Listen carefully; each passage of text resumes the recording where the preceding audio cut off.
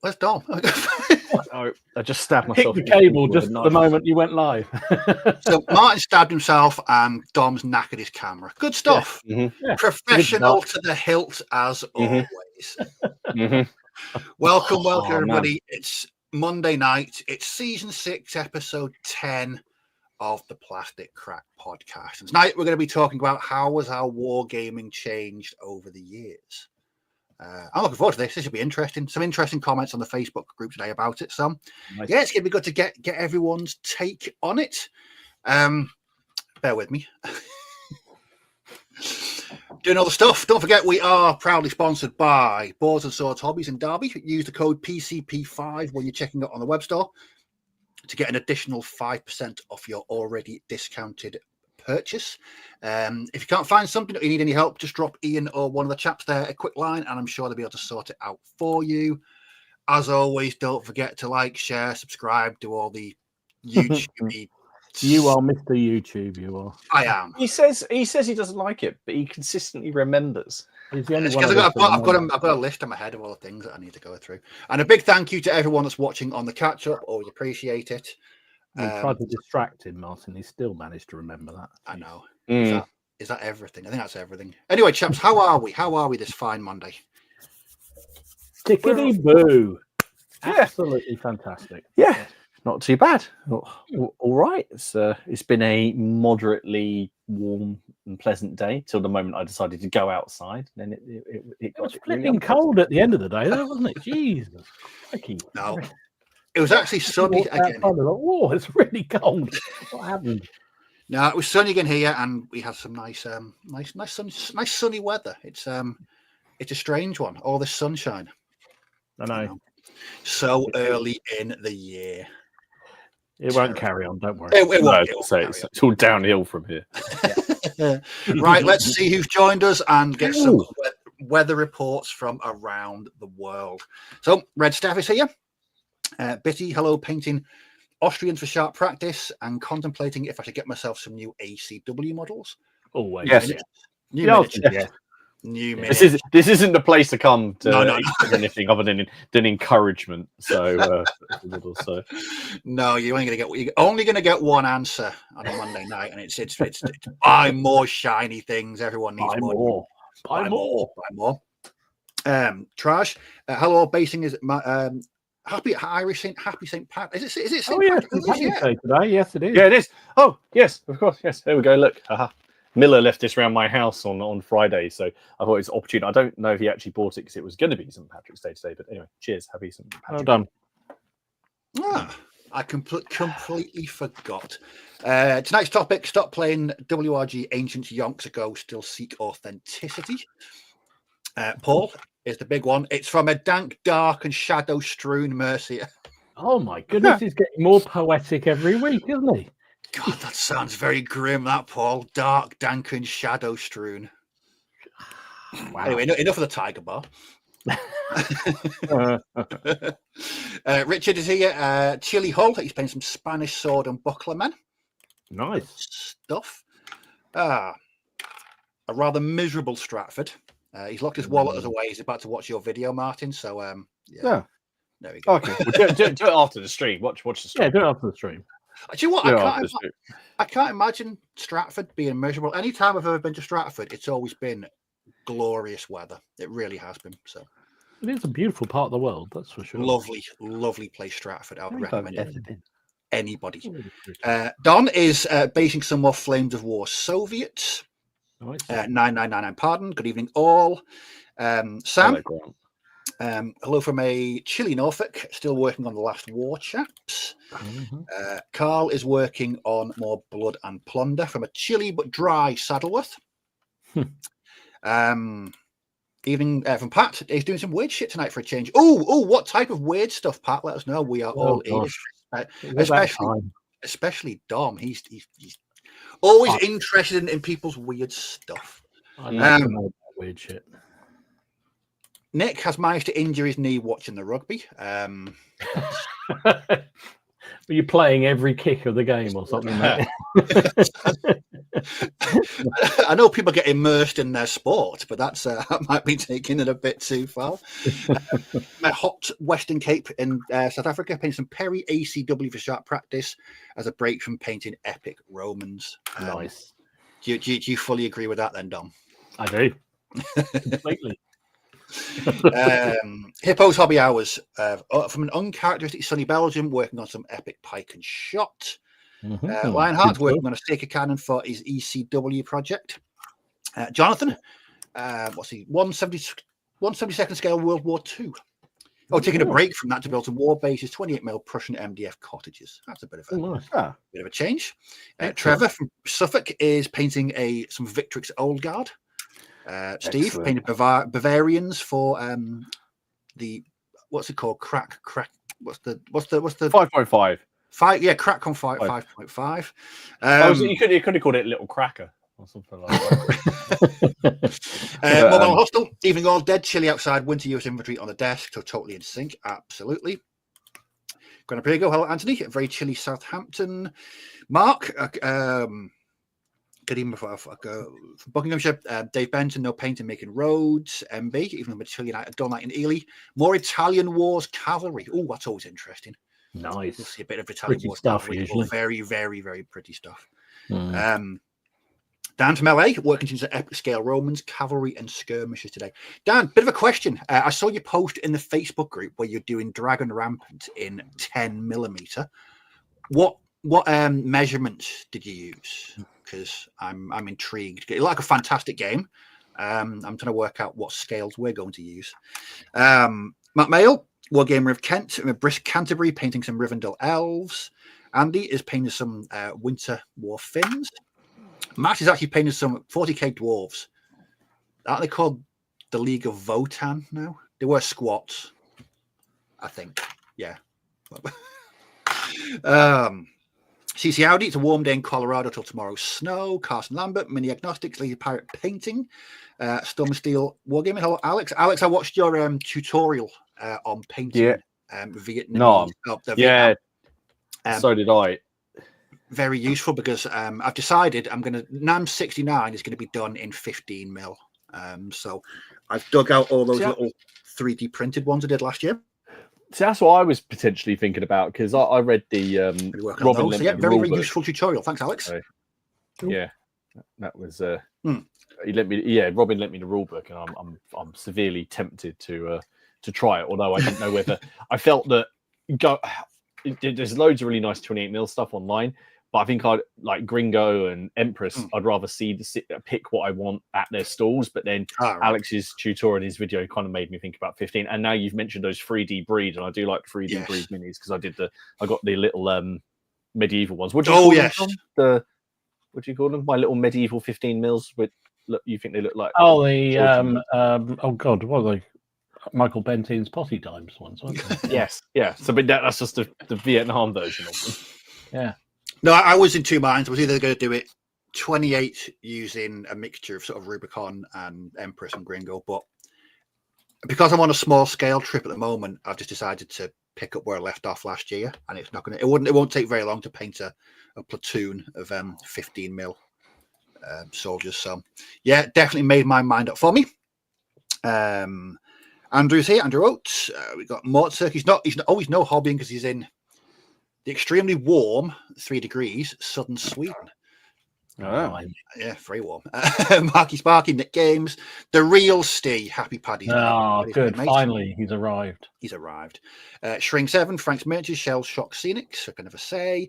Nathan McGowan, South Wales, painting Age of Slaanesh, Age of Sigmar Slaanesh Archers. Does that make any sense to you, Dom? Or... Absolutely nothing. Absolutely none. Okay. Dutch Army painted Double Dip. Moxie Makes, so James here, he's writing some new Midgard material. Ooh, but might pull out some paints later. Old School FRP, Robin's here. His wargaming may have changed, but his dice never will. The plebiscite, researching research at the moment, looking for books on Wars of the Roses. Major Clanger is here. Sequels and Spruce, hello James. Reese Humphrey, Hideyoshi Durrell's here. I'm in live too. First time in a couple of years. Hey, Always good to catch people live. Nice. Dermot Connolly, Matt Wright. No, I'm talking about Stratford-on-Avon. That's Yeah. yeah. Oh, yeah. Not the other one. That definitely isn't the most the picturesque and beautiful place. No. Oh, here we go. Mondo, first time live, more 28. Is that FIW? That's a new one on me. French Indian Wars. There we go. So many acronyms. It's like being in my old place. And 50 mil Midgard Vikings. Oh, good shout. Welcome to the Madness Monday. Little Legions. Steve, would you? He's working on. So the weird stuff is Demons of Slanesh. Don't ask. I'm intrigued now. I am very, very intrigued. But then there's other Slanesh-y stuff going on. Yes. You've got the hooks in. I can see that arriving on Dom's desk next. Anytime now. Must be on its way, mate. Ewok Kebab. He's working on some World War II Arditi. Good stuff. French General Haig. Top man, red wine. Are you actually drinking red wine or are you listening to UB40? There we go. So we halved all the ranges, but actually that was a mistake. I think the game would be better if the ranges printed. Good stuff. I shall bear that in mind. Cheers, lads. No worries. Again, really useful tutorial. It's going to do that thing. MB, Carazette, Red Sven, and we are at the end. There we go. So big thank you to everyone for joining us on this Monday night as we talk all things changing war games. It's going to be interesting because I imagine some people have been in it for quite a few years. So, things have definitely changed over that time. So what have we been working on? So let's go for Martin. What have you been working on? What have I been working on? I'm still plodding through some Great Northern War artillery because cannons are fun. What have we been doing? So people may have just seen Warlord sent me the latest Pike and Shot Wars of the Samurai supplement to review. So not while you're watching the stream, but you can go and have a look at that. It's got some neat stuff in it. You got it, haven't you, Dom, as well? Yeah, it arrived yesterday. It was a really, really nice little supplement, actually. They're on a roll with their supplements, I think, definitely. Well, the fact that half this book is actually history is... I know, I got about page 50-something before we actually got to any rules. Yeah. Because it was all about the history, which I found really good because I don't know that much about bits about the period, but it really takes you really well through it. I think he's written it in a really, really good way, and won't spoil the review, but essentially he's followed each of the three major players in that period, and each section of the book is kind of in the history is dedicated to them. So they sent over some of the new resin models as well. So this is the one that comes with the book. This is Yasuke, the Black Samurai. So I painted him up. I got to say, when I saw the studio one, it sounds awful because the person who paints him is clearly far better painter than me. But I just didn't really feel the paint. I couldn't really tell what was going on with the model. But there's actually quite a lot of details on this. And I think it's all right actually. I think that. Martin, I love what you've done there. The armor. Thank you. No, it's cool. The thing is, you've painted quite a lot of samurai as well, haven't you, Dom? And Steve, have you done any samurai at all? No, never. It's because there's so many details on them. It would be so easy, wouldn't it, Dom, to go overboard? Like you could go like overboard. And I think I tried to pick two primary colors, primary colors, not literally primary colors, but two main colors I'm going to use, and then just use those, and then sort of just base things off that. So I got him. And then they sent the Daimyo pack, which is meant to be the big three. It's meant to be Oda Nobunaga, Tokugawa Ieyasu, and Hideyoshi Toyotomi. But I just kind of painted them up as a... Oh, hang on. Here we go. As any old warlords, any old warlords. And I made a command base with the one on the horse, and then very nice. So that one on the horse, when I looked at it just as because it's warlord resin, so there is a bit of flex, but the spear was a bit bendy, but I just used some hot water, put it into position, and then held it as it went cold, and it hasn't gone back into like sprung back at all. But the horse, I wasn't keen on the mounted miniature to start with, but after I sprayed it and undercoated, then when I painted it, I think after the chap on foot there with the big spear, it's probably my favourite. I really like the big crest. And I love the facial detail on them. I think they're amazingly good. This one, that one there with the spear, it's amazing. When you compare, it does make me wonder how the sculpting process works. And clearly there are different sculptors, but I would suspect that and if I'm wrong, I'm sorry. I'm not trying to cast aspersions, but I would suspect that the sculpting on the one with the spear was done digitally, and then the Yasuki was done by hand.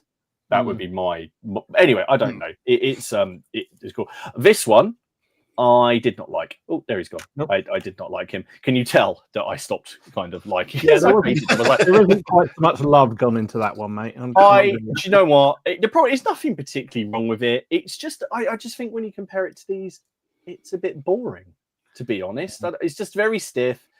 It'll do as an objective, or like maybe as a command, like for command points or something like that. That's what he is. Yeah. But so anyway, I've got that. They were a lot of I enjoy painting those actually, because they're a break from just the relentless uniforms of the Great Northern War. I gave Robin. We had our next game in our Ruckus campaign. Mm-hmm. So we did a little homebrew scenario that we titled "The Manor is Aflame."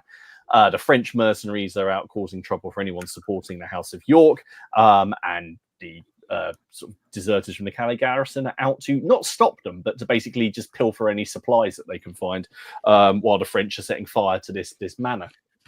So we set up this board, and basically Robin's got 5 different ignition points on the board that he can run around and set fire to. There's supplies that I've got to try and get. There's people who are running around from the manor, trying to put the fire out, and then there's the carriage as well. And it gets very fiery. It does get very fiery in the battle. So I've got to edit that, but that was a lot of fun. So that was our third game. This one was a really nice balance, because in the first game you had sort of the arrows didn't do a great deal. It was very much get the objectives, and there wasn't a huge amount of combat. The second game we played was incredibly combat heavy, and we sort of the objectives kind of almost got forgotten. And this was a nice mix of both. So there is a lot of objective play and just general carnage. Nice. And then I was joined by Robin and Miller on Friday, and I took this photo. So I imagine a caption this contest. We were playing the Hellboy board game, and I love Hellboy. I love board games, and the Hellboy board game by Mantic is, I think, the best thing Mantic have made. Caption that.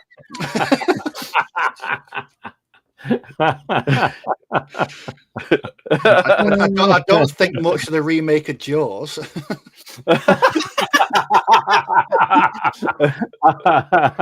And this is caption. I might have to put that in the group actually. Caption this. You'll be pleased to know we did survive. Barely in that game. We escaped from the giant conqueror worm that was chasing us through the bowels of the castle, but barely. Robin did set fire to absolutely everything, including Miller and me. So it was great fun. Oh, so yeah, it's been a good wargaming week actually. It's been on a bit of a roll recently. It's quite nice. Nice, good stuff. Dom, any turnip or Forbidden Psalm or Mork Borg in your update? No, even more surprising for you, mate. Well, for everybody, clip this week. I've done absolutely nothing. Crikey, nothing at all. Well, I mean that's not quite true, but I haven't finished anything because I haven't been around. So I know you mentioned in your update that you were going to be slowing down because you got things going on. So, I was up in Shropshire at the end of last week, and then I went to Malvern to see a couple of my old wargaming buddies, and we just drank and had fun. Didn't do any gaming at all. So nothing. Good stuff. Looks like a modern episode. Sorry, I don't know what you're going to film for the next half an hour, but there you go. You're done. I was going to say, that's thrown us out. That's the schedule at our kilter now. What can I say? Yeah. I mean, I could talk about these. What am I putting together at the moment? I'm putting Asagari shooters from Fireforge. I'm doing them at the moment. Mm-hmm. They're quite fun. I started to paint some the other day, and I just can't, you were saying that about your samurais, Martin. It was it's a weird thing, even though these are not as detailed as some of the other figures I've got. You have to really stop yourself from going too deep into them.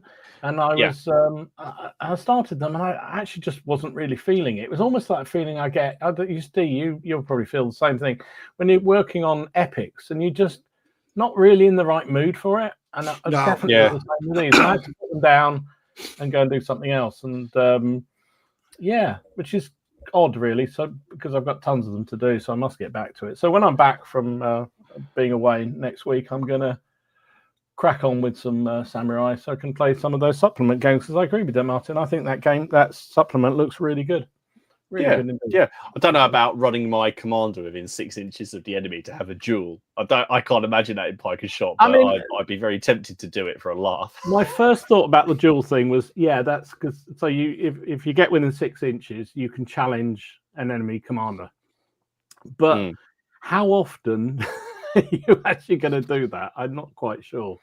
I don't know. I think never quite sure about those ones. And also, there's absolutely no incentive not to accept it, because if you lose, you replace with the leader one lower, and if you refuse the challenge, you automatically drop to one layer lower for the rest of the game. So, you might as well do it. You might as well fight it. Anyway, so no, sorry, Steve, nothing. Nada. There's some concern in the chat. Is Dom okay? No Bruce in Ireland. Dom hasn't painted 100 figures this week. Who's kidnapped the real Dom? I know it is. I mean, it could be because I've had a haircut. Like Samson, the powers of maybe. I don't know. You get a reputation. You just can't shake it. That's why I pile in quite heavy when I can, because the other times I just don't. So that's life. I've had a cracking few days. It's been great fun. Saw a couple of male muckers I used to game with a lot. Hello, Ian and Nick. Good to see you if you're on. I know they watch it on the catch up. So it's been good. I'm sitting here drinking a whiskey and putting together Samurai. What more do you want? On a Monday night, life it can't get any better than that, can it? Really? Can't really. Well, it could, but it probably could. But this is a family-friendly podcast. What about you, Steve? What you been up to, mate? Yeah, a bit of everything. I finally finished something I started weeks ago and then just stopped painting, and then I finished them in. When did I start painting? On Saturday, I just started painting them again. What's really weird, right? At the moment, I've got a current obsession with mountains. I keep watching YouTube videos about mountains, and especially I've got an obsession with K2, the mountain, and I'm watching all kinds of videos about it. But I spent about 3 hours on Saturday afternoon painting, listening to videos about mountaineering disasters. I got into a YouTube algorithm spiral with that. I was watching all the mountain disasters. Everest ones. There's a whole series of them, aren't there? Yeah, and you Everest. One after another, and it's like, bloody hell, what am I doing? Before you know, you've watched about 12 of these things. Like, I've been watching these for 6 months. I've got an obsession. I don't know. It just happened, and I just keep watching. Anyway, that's what I spent my Saturday afternoon doing. But I painted these finally. So these are the Ura miniatures by Wargaming Atlantic. Now, I bought these specifically for that game I've been playing, Rogue Warriors, because I wanted to paint them up as sort of near future sort of private military contractors or special forces or something like that. And I just thought these looked perfect. You get some really cool civilian looking heads with them. So like the three of the guys have got peak caps on. You got the guy with the slouch hat. Put them in like normal coloured trousers, and they've got that look about them. I really enjoyed painting them. I don't know why it took me so long. It's because I don't like painting flesh, and these it just took me ages to paint them. But I'm really chuffed with these because they've got that look that I really wanted. Sort of. I know I've said before I don't like modern wargaming. No, sort of like figures, more miniatures set today. It doesn't sit easy with me. So these are sort of near future, so they'll do. What are you going to use them for? Rogue Warriors. Okay. So it's a small, fast-paced skirmish game, like 4 operators on each side. Really quick. It's played on a 3x3 board, lots of scenery. It's all the things that I currently like about wargaming in one game. But I'm glad they're out of the way. So I'm going to start some more of those because I need to make some more operators to be the opposition. But yeah, glad I finished those. They're out of the way. Nice. Some more 10mm. I painted a horde of 10mm zombies. Right, nice. There's a little horde. A little horde of 6 to 12. There's 24 on there. And painting 24 individual zombies at 10mm it's time consuming. But no, it's the more of these forest dragon. I get mine through rock minis. And yes, that's one unit for Midgard or for Dragon Rampant or Kings of War. But really enjoyed working on them. I actually finished the first contingent. I finished another unit of skeletons after work tonight, and I've started on some other bits and pieces, including a big dragon, which I'm looking forward to. But over the weekend as well, I've been making scenery because I thought if I'm going to be doing a lot of smaller scale gaming, I'm going to need smaller scale scenery. So I made them. Oh, nice. Very cool. This idea was, I saw it on a video last week. It was I was just looking up 10mm wargaming videos, and I saw a chap, and for the life of me, I cannot remember the name of the channel. And he was making 10mm wargaming scenery, and he was using these. They're called bump pipe cleaners. Pipe cleaners? Bump, B-U-M-P. Oh, right, okay. No, that's a completely different channel altogether. Wouldn't recommend it. It's not up anyone's alley. Oh. So these were just cut off the strip, sort of cut into tree shaped. They were a little bit green, so I sort of dulled them down with a bit of paint, and then stuck them on some plastic card and based in milliput. And yeah, dead easy. Very effective. I've got lots of trees, so I thought with them I'll make some rocky outcrops as well. So that's just cork. Cork and sharp sand, and we haven't seen any cork from you for ages, man. No. James said that in the Facebook group. Going to see the return of cork. No, I actually, I almost bought some more. There's this one set I always buy on Amazon. It's 4 table mats and 4 coasters. Then I realised I've still got half of the last one left that I bought, so I've not been using that a lot. But yes, so I've been working on scenery, and I've got plans to make a really big piece this weekend involving both cork and trees. Is it a mountain? Because is it K2? I'd love that. A scale model of K2 made out of cork. Wow. Yeah. In fact, my current wallpaper on my laptop is actually a picture of K2. It's an obsession. It's an absolute obsession at the moment. I don't know what's going on. But yeah, most of the videos I get recommended now on my main YouTube account are just mountaineering disasters. I don't know what it says about my. And then it extends into wilderness disasters, and then jeez, yeah. No, we're not going to go down there. I'm probably got a special list moving forward. Right, on to tonight's subject. Now, how was our wargaming changed? Now, the reason this came about was I almost made a video about it, but I thought there wasn't really enough in there to sustain it, so I thought I'd use it as a subject on here and get a bit of group discussion from the people in chat. Now, what brought this about was I noticed that I'm veering away from 28mm gaming. I don't know. I'm veering away from 28mm gaming. I'm veering away from big games as well.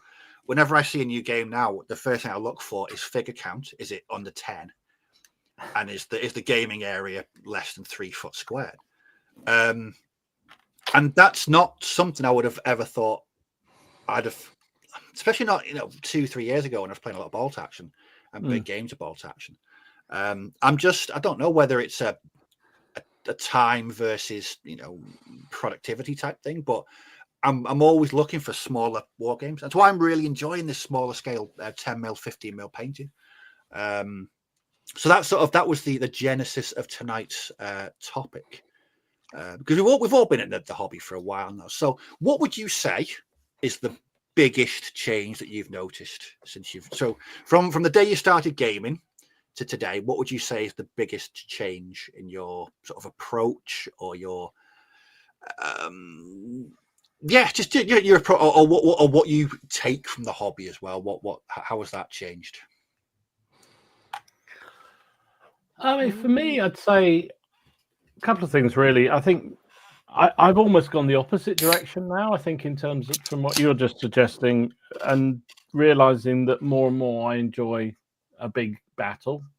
It doesn't have to be, a Ken Riley size battle, but actually something that's a lot of figures on the table. And I actually find some of the skirmish games a little bit more dissatisfying. Small scale games is a bit dissatisfying, which is odd because I used to love both evenly. But I think the biggest change for me is I used to do, back in the day, I used to do a fair bit of sort of competition type gaming, not necessarily real pure competitions, but just sort of even points, line them up on the table, and actually playing it out like a competition game.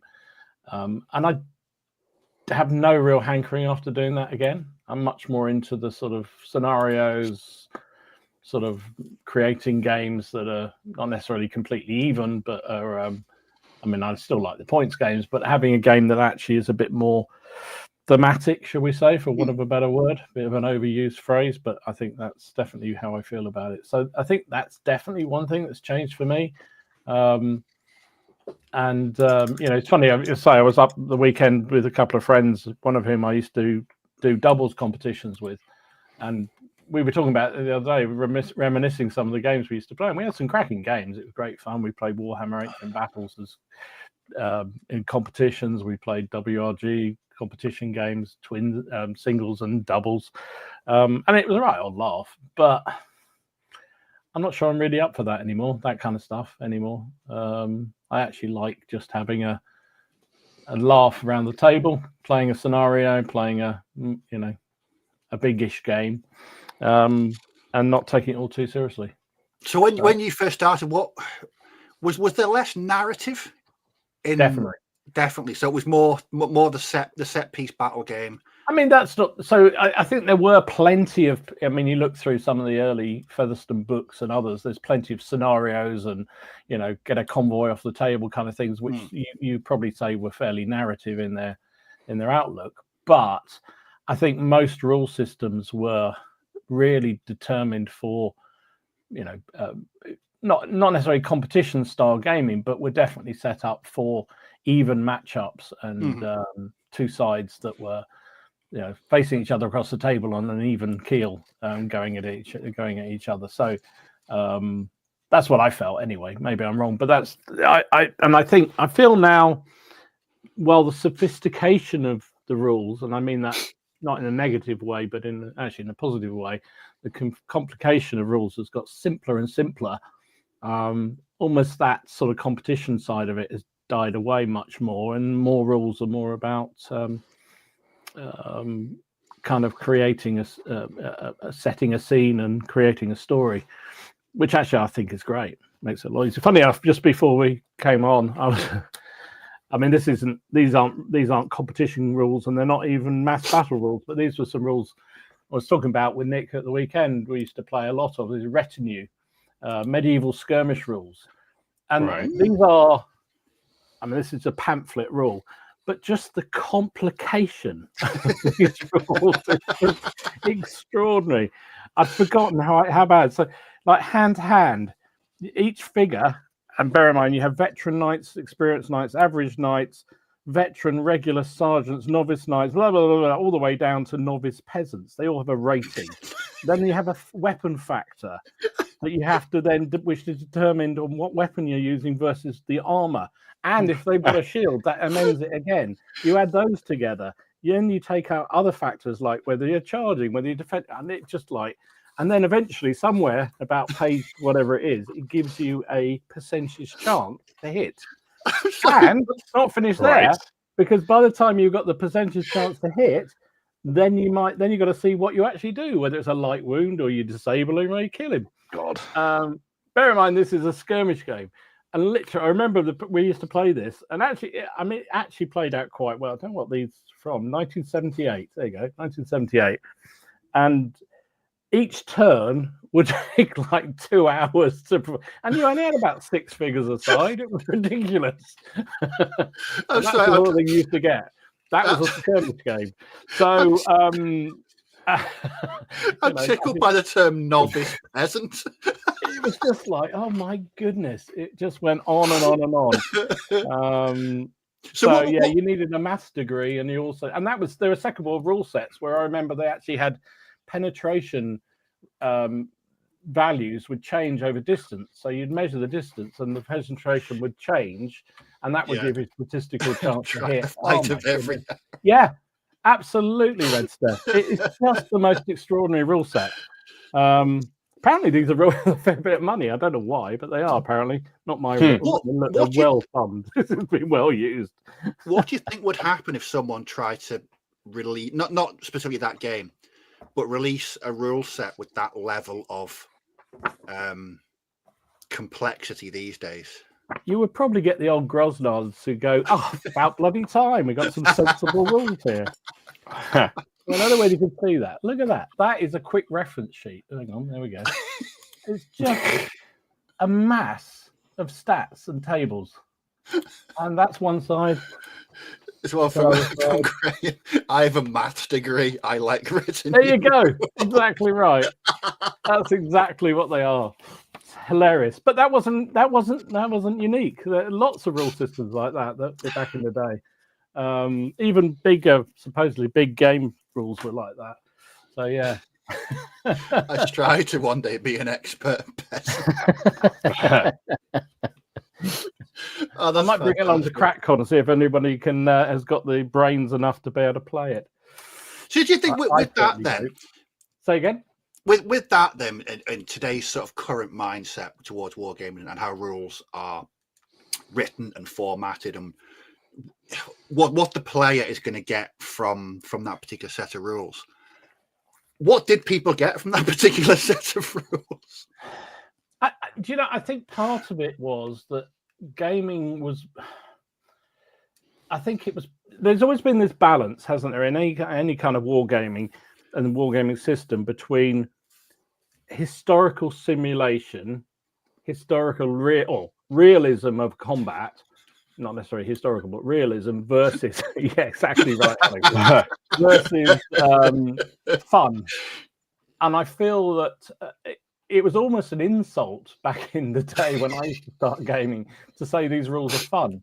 You know, the picture you still see in some of the old magazines, if you manage to get hold of them, of somebody, you know, these old blokes in suit and ties poring over tables around the table with moving figures, you know, very, very slowly across it, working out the how many foot per second you moved and all this kind of crap. Was how it was. I feel like everything has flipped now much more onto this more of a simulation side of things, to have fun side of things. Well, now, some would argue it's gone too far one way. You know, some people like it a bit more towards the historical accuracy side more. But I know I've mentioned it before, but my first experience of a game like that, I wasn't actually playing. It was the club in the town I grew up in. So I'd have only been about 12, 13, 14 at the time. And every week there was a big group of serious gamers, and they always had a big table. And it was I think it was 6mm like modern, and there was armor and micro armor or whatever they're called, something like that. But the charts they used to use, it was like it made the Financial Times look like a fanzine. These were like massive, great big, like huge charts, and nothing ever seemed to happen. They'd all be stood there, and I'm not joking. All of them had a goatee. All of them. Yes. And they'd all be like that. Honestly, I mean, they were probably enjoying themselves, but they didn't look like they were enjoying themselves. They never looked like they were smiling, Steve. No, there was never any laughs. Well, people used to tut if you laughed in those sort of games. Oh, God, it was honest. But I think that was my first introduction into that type of game where There was no element. I mean, like I said, they could have been having internally the time of their lives. Yeah. But looking across their table, it didn't look like it. It like a seminar on beige. It was just even the table was beige because it was always set in the desert, and they all wore beige and tank tops, and it was honestly it was my. I'm not trying to generalize, but this is genuinely how they all looked, and it was. It didn't look. I think we had a similar group at one of the clubs I was a member of for a long time. Yes, exactly the same. I'm so glad that I think is the biggest thing that's changed is just that sort of more. The focus seems to be whatever the rule sets are, much more on having a laugh and having a good time. Oh God, yeah. As opposed to some kind of a Sandhurst objective mission of some sort, which some of them seem to be. I think that's, to me, that's the biggest change I've noticed is it around the hobby generally. I mean, lots of minor changes around painting and kind of models and all that kind of stuff, obviously, but well, not minor, but quite significant ones. But I think overall, for me, it's been that changeover from very, very often very complicated or very gaming, gamey rule sets to something that's a bit more relaxed, a bit more fun. Not necessarily it's all prescribed. I mean, we were talking about the things before we came on air, is that some of the sort of FAQs you now have when rule sets because they haven't actually thought it through. You never get them in the past because every scenario was worked out, every situation was determined. There was no wriggle room at all. So, Martin, what about you? What's the biggest change that you think you've noticed in yourself or your gaming since that hallowed day you picked up your first? Since that hallowed day I picked up White Dwarf in 1993. Yes. I suppose the main thing is I stopped caring about what other people think of my. I just stopped. I started wargaming for myself rather than what other people were expecting me to do, and that's when we've talked about this before, which is. And there's nothing wrong with it. I had that disclaimer at the start. I don't enjoy tournament gaming. I don't enjoy list building. But even making that list for Midgard was triggering me. The other day, and I was like, well, I'm going to do this. And I'm sitting there going, I don't want to do this, but I'm going because once I've done it once or twice, I won't ever need to do it again because I'll have everything already set out, and then I can just pick and choose what I want. And but. No, my biggest thing would be that move away from it and just gaming what I want to game rather than, some of us are right. We're playing 40k, so pick an army. Okay, some of us could do fantasy. Do you want to be in it? I was like, well, I want to have like my group. I want to be involved. So yes, can I be the Dark Elves? No, someone's already been Dark Elves. Oh, okay, I'll have to be someone else. Away from that kind of that kind of thing would be my biggest. Sort of change and just doing what I want to do, I guess, and not caring. The rule book isn't going to come and get me, No. I was having a chat. There was a comment on one of my videos the other day talking about the restrictions in the epic army lists for the Punic Wars, and just people losing their minds over you can't field that many elephants, or you got one too many bases of skirmishers. You're just like. Really? Like, come on. Just to me, I never enjoyed that. I didn't enjoy list building, and I find, and I wouldn't say that rule set. I don't think it's a case that rule sets have now enabled people to do less of it, but I certainly think that. With social media and YouTube and seeing and just watching how other people play games has certainly got people to think, I don't actually need to do that. We could just throw everything down on the table. Dom and I, we just chucked everything on the table for the Wars of the Roses, didn't we? It took less time to pick the armies than it did for you to set up the board. So I mean, that being said, the other big change, I suppose, I wouldn't necessarily say that war games have gotten simpler, which I know that's not what Don was saying. I think some people when I in the community, I think some people feel that. I just think that obviously because wargaming is so much more acceptable now socially. Yes. We're not the pariahs that we used to be. The youngins. I'm a gamer and I'm proud. Yeah. But because again, I suppose maybe it's a good thing because of the community and the reach of social media is that a lot of people are trying their own rules. There's more people who are encouraged to do it. You're not just stuck with the same publishers. How many people? And Steve, you love playing games where people are self-publishing. You know, like 3-4 page rule sets. You can get in a Facebook group and try rules and play test rules with people really early. It's not just that select few. A good example of that is Ruckus. There's a couple of other medieval skirmish games that I'm in groups for, and it's not a case of you just join these groups. There's playtesting groups actually. Just check out Wargame playtesting, and there's people going, I'm looking for playtesters, just going. Whereas before it'd be sort of like in your local community, or you'd have to do it by post. I do even remember that. I remember playing, like, doing some things by post. So I feel like it's. Did you remember? I don't know. I know Don won't. Wait, Mike. Do you remember there was like a rule hotline for Warhammer in White Dwarf? That if you could ring them and ask them clarifications on rules. Really? Yeah, you really could. Yes, you really could. I must get, which I thought was hilarious. So I was thinking about it here because people used to ring them up to try and get the stat, because they would never give you the stats. So you couldn't ring up and say, can you please give me the statistics for a high elf silver helm horseman? But you could ring up and say, look, I'm using the Doom Diver catapult. Do I roll scatter dice before or after? Genuinely, because I remember having an argument with someone about how the Dark Elf Assassins worked. Like, did they reveal themselves then do their... and you used to just ring them up and have a chat with these people on the phone. Just go, look, I'm halfway through a game. I'm getting my ass kicked. Can't tell me my assassin did it. I'll have to find the answer, but genuinely, that was the thing.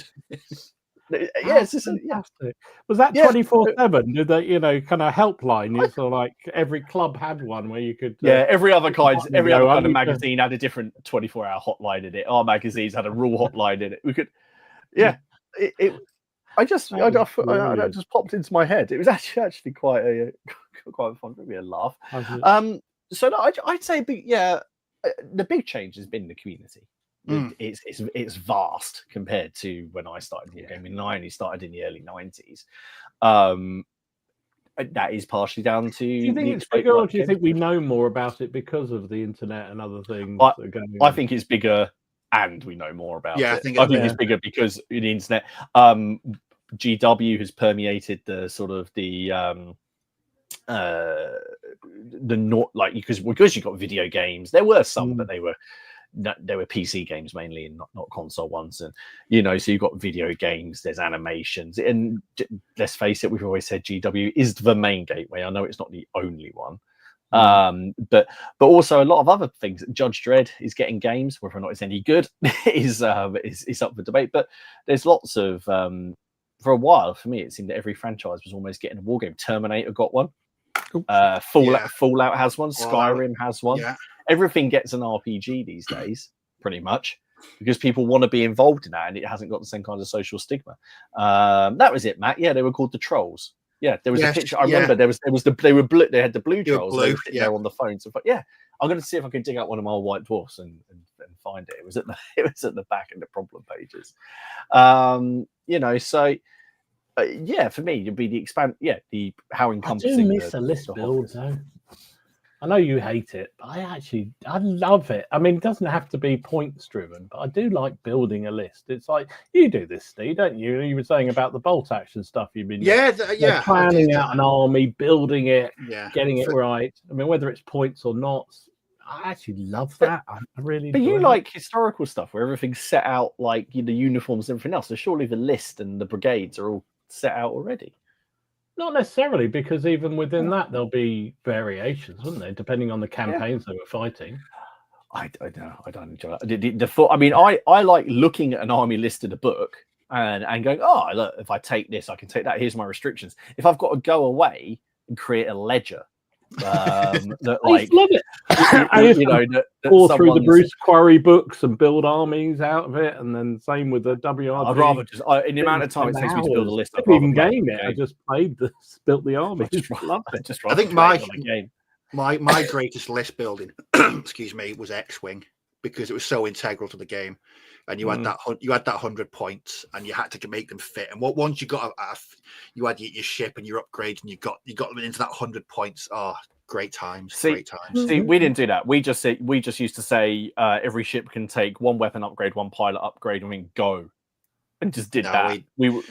We were like, no, why restrict? No, go for it. We just You've always been Maverick, you have, haven't you? Well, no, it's just no. I want to use Wedge Antilles and Luke Skywalker and Han Solo. They're all in the Battle of Endor. Well, actually, no, they're all in the Battle of. Hang on, where's one on Battle? They're all in together.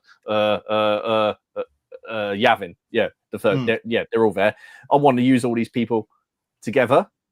I'm not going to have some say because the points you can't do that. Because I'm not, if I was going, obviously, if someone was making an event and I was taking the part, I'm being facetious, but if someone had gone to the effort of putting together an event and I was attending that event, of course I would build a list, and I would play by their rules. But if I was at home with my friends, like, nah, bugger it, just have the Star Destroyer. We'll see if my that's different. Yeah. What I used to like about X-Wing tournaments is before that you had to hand in your list. Yes. Your list had to be completely written out properly with the points. So they'd go away and check that your list was 100 points or less. If it was live. It's a tournament. Yeah. X-Wing tournament games. You'd have to hand your list in, and you even had to hand in your damage deck as well. They would check your damage deck to make sure you weren't up to shenanigans. Could you imagine going along to a historical thing and handing in your troops so they could check the buttons and the lapels on them with the right colours? No, it felt. I'm sure that. My very first X-Wing tournament, I was like, this is weird. So I've got to have my list in. Like, yeah, got to make sure it's legal. And then during the game, they were like, can we just take your damage deck? And they'd do like spot checks on your damage deck to make sure you hadn't manipulated your deck so there wasn't any awful cards in it. Well, why didn't they just supply the damage decks themselves then? I don't know. There was usually between 20 and 30 of us there. But this is the weird thing. I agree. But I have no problem going away and writing an RPG adventure. And sitting there with sitting there with 6 source books, using a trap from one and a plot hook from another, and a spell that is only in the the Book of Vile Darkness, which was released at D&D. The Book of Vile Darkness was hilarious. It was like how to make D&D scary / adult, and it was their version. There was their version of adult, which isn't what I think it means these days. Yeah, that would be the biggest change. I'd say for me, maybe I'd be saying the community, the expansion of the community. Just look at the size of the shows now, mostly, and the space and the number of traders. Although sometimes those go down, but just the sheer breadth of miniatures that are available these days. You can pretty much find something for everything, like be that fantasy, sci-fi, or historical. You're pretty much covered. It's quite hard, and I think it's quite hard for people when someone does actually come up with an idea that breaks into a space that hasn't already been done. It gets noticed, it gets picked up quite quick, and then everybody now is just trying to improve, I think, on things that have come before, which mainly seems to be the plastic kits, who can make the we're getting medieval kits. Can we improve on the ones that are already out there, or are these going to sort of fall apart? Like for a while it was Dark Ages, everyone was doing Dark Age kits, weren't they? And it's like, right, hang on a minute. So I mean, the only people who win are us, because we've got such choice. So when I was started wargaming and started historicals, there wasn't that choice. And that's only I've only been doing historicals for 20 years ish. So even in that time, there wasn't the choice that you have these days. And of course, the advent of printing has made a difference. Yeah. It's interesting community. I was just thinking back then so when I first got into the hobby, what our community was. It was me, 6 friends, and the occasional trip to Games Workshop in Liverpool. That was it. That was it was really weird when we talked about it in school. You had to do it like in hushed whispers and away from the bullies. Otherwise, you get a massive wedging for being a nerd. And then you think of it, fast forward to today and the community. I mean, you especially with like, with your phone and the internet and all that, you're constantly linked to the community in some way. People can contact you. You can see what people have been. What people have been painting, what they've been playing. I mean, the only time we ever got to see what other people have painted at the club was like say once a week at a club. We used to take it down. I painted this week. Did you find it was an arms race? So you'd have a game, and then someone would go to Games Workshop or whatever, buy something, new, add it, rejig their list to include their one Land Raider or whatever they can fit in. And you come back the next week, and then you're like, right, I'm going to go away now. I'm going to buy, I don't know, a Thunderhawk gunship, and it'd just be this cold. What it is? No, it was. Second edition 40k was like that for all of us. If you lost quite badly one week, you would sit down and you would seethe. And you would plot and scheme about what you wanted to get over the next, try and obtain and paint over the next 7 days. So when you played again, you were in with a chance of winning. And that's what I've mentioned before. That's why we stopped playing, because it became so awful to play, because we were just much as I love the gaming community now and the games we play and the sort of bit more relaxed basis. I used to love that bit about it. Yeah. Like the next week you'd modify whatever. Someone would have a unit in your, and even in historicals, so someone would have a unit. You say, "Oh bloody hell, that was a good idea. I could do that with mine and change that."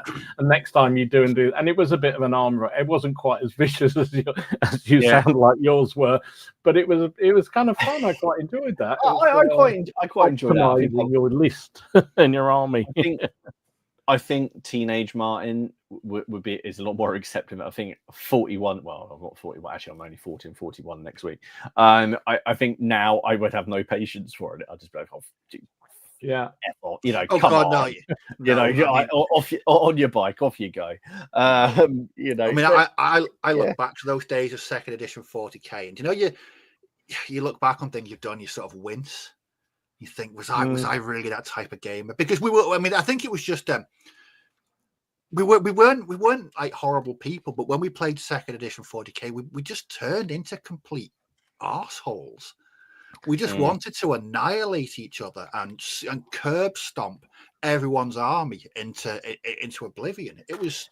And the idea of doing that these days, no, it's just I couldn't. But then that's the fact of life in so many things we did. Things you did back in the day, in all sorts of, not just hobby, but life generally. You look back and you think, God, what an arsehole I was. Why did I do that? Was that just me? No, I mean, the community aspect of it, I think that's a really, really positive change. Because I think, like Martin said before, it's so accepted these days. It's just a hobby. It's just a thing, and people. I can't remember the last time I mentioned what I do and someone was sort of negative or sarcastic or generally, a bit negative about it, a bit crap. Everyone's really positive, and they're interested in what you do, and you're trying to explain to them, and that's certainly changed. Excluding partners from this. Oh yeah, completely. Oh yeah, yes. Obviously. See, I still wonder whether that's just, as I say, it's become more acceptable because people understand it and know about it more. That actually there were still just as many people, not maybe as many people, because the fact of life is if people are more exposed to it, they're more likely to try it, aren't they? But I just think there probably were still a lot of people gaming, doing stuff. It's just that we didn't have the connection to know about it as much, and I think we're all a bit self-conscious. I certainly was back in the day, talking about the fact you're a gamer in case somebody thought you were an absolute nerd. I was more worried about telling people I played RPGs than I was war games. I thought saying out of the two, because I had friends who, and I still do actually. And it works fine. I have friends who will play war games and they will not touch an RPG. That's apparently going too far. They just can't get their head. They can't get their head around it, even though you're kind of role playing a general's position. Anyway, and then the other side of it, I got friends who play RPGs that really they have absolutely nothing but disdain for wargaming. I was thinking, but you're playing an elf. Like, we're using miniatures. You're using the wire. Like, and they won't do it. And so when I was just back in the day, I was more worried about, I would say, saying to people I play Dungeons and Dragons, although I'm pretty sure he's than I play Warhammer 40,000. I felt out of the two that the Warhammer thing would be more socially. I was kind of a social pariah anyway, and I had long hair. I like metal. I like graphic novels and comics. I really like history. I was weedy as hell, and I liked role-playing games and wargaming. It wasn't good from the outset. It wasn't. You were a lost cause, mate. I was quite lucky because so my two main friends in sort of primary school through to the first part of secondary school, one was actually really, really good at sport, and he was like captain of the football team, and that he just played 40k. So I got ignored because I was friends with him.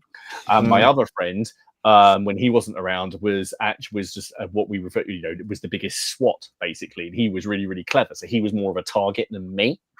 So I found if I was just near either of them, I wasn't the target. If I was on my own, then that would be different. I was like, no, if I'm near one of them, there's always a bigger fish.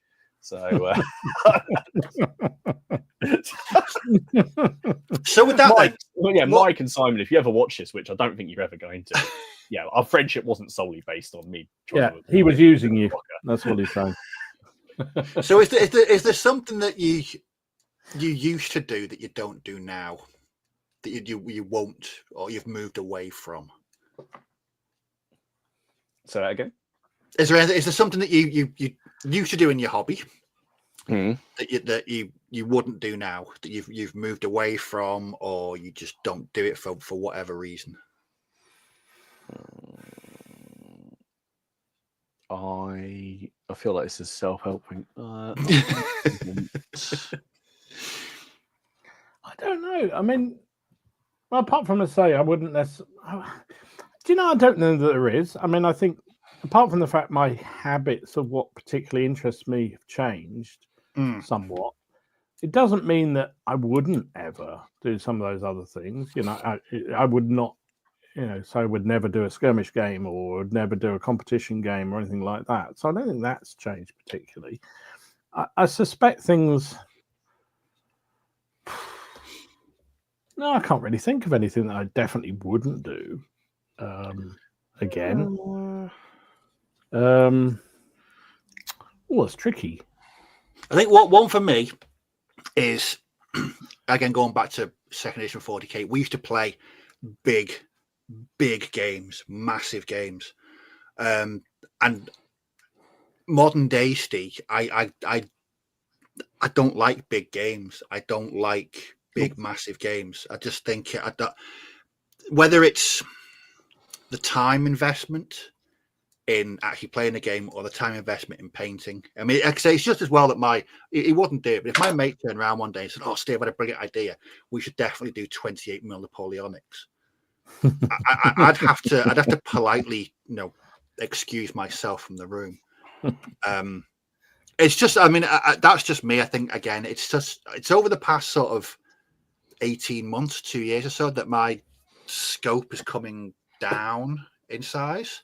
And even with third edition Bolt Action, I'm always going for the smaller armies, the smaller games. The big games don't appeal to me anymore. I don't know whether that's just a time thing or an investment type of thing, but it's an interesting one from Dan here. He's just put, I used to trade or sell armies. I would not do that now. Yeah, true. Red Sven will not touch competitive play. I realize fundamentally I don't enjoy it. What about playing SPQR, Dom? Is that something? Okay, fair point. Yeah. All right, you got me. I'd expunge that one from my memory. So, yeah. Oh dear. But that for me, that's the only thing I can think that's changed a lot for me. What something I would do? What about looking around, trying to see something that I've done? That Fundamentally, I think I'm still doing the same sort of things I did back in the day. So I don't know that, the rule systems have changed. Maybe the armies have got better. The painting's changed. But I don't think I'm fundamentally doing much different. So, no, Dom, you've said in the past that you're painting these days. You enjoy it more these days than you did in the past. Yeah, I mean, it was an utter chore before, and now it's just a slight pain.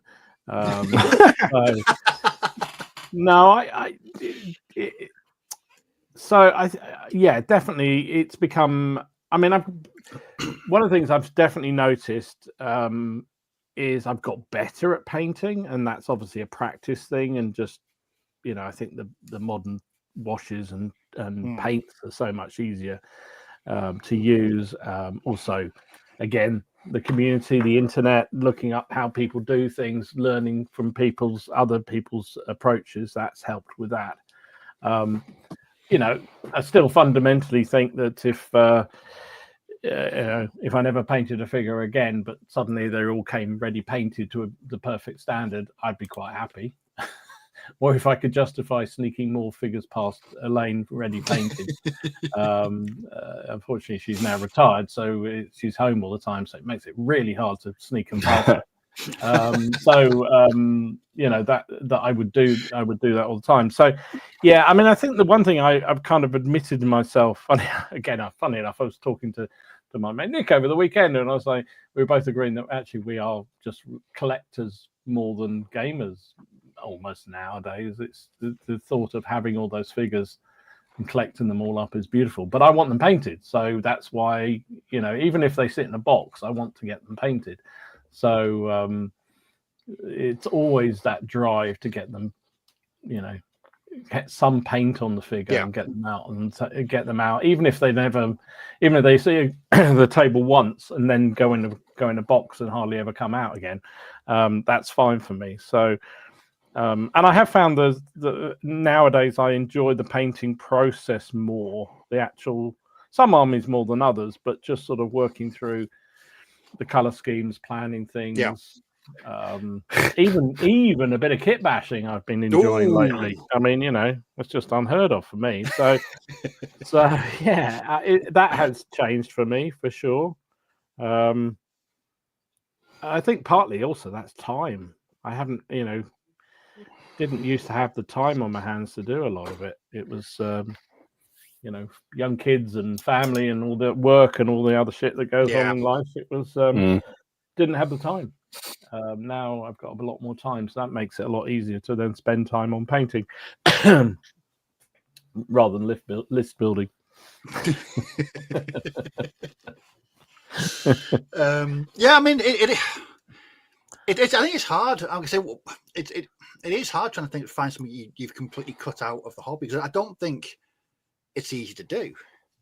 I mean, obviously, people have been talking about enamels in the in the chat. I think that may have been quite easy to cut out. Yeah, that's very easy to cut out.